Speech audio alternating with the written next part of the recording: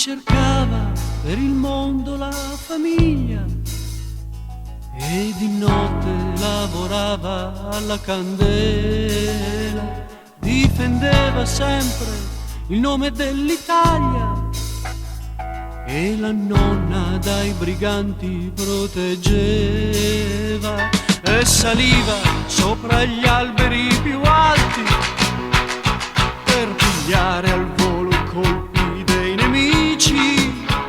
Ragazzini come lui ce n'eran molti, scalzi e laceri, eppure eran felici.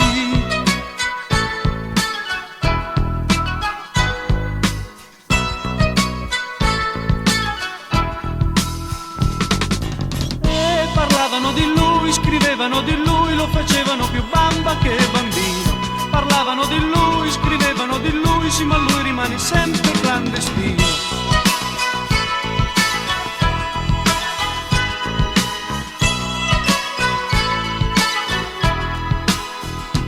Ora pare che il suo nome sia teppista, ricchettone, criminal, provocatore. Pare che ami travestirsi da sinistra, ma sia un docile strumento del terrore. E lo beccano ogni tanto che si buca o maneggia un po' nervoso una pistola o che lancia da una moto sempre in fuga una molotov sull'uscio della scuola.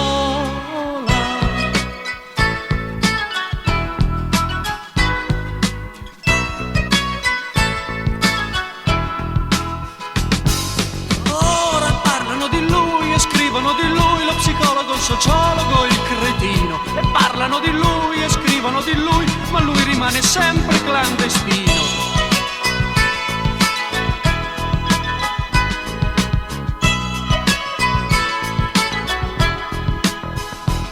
E si dice, se ci fosse più lavoro, se il quartiere somigliasse meno a un lager, non farebbe certo il cercatore d'oro, assalendo il fattorino delle paghe. Ma è la merce che c'è entrata nei polmoni e ci dà il suo ritmo di respirazione. Il lavoro non ci rende mica buoni, ci fa cose che poi chiamano persone.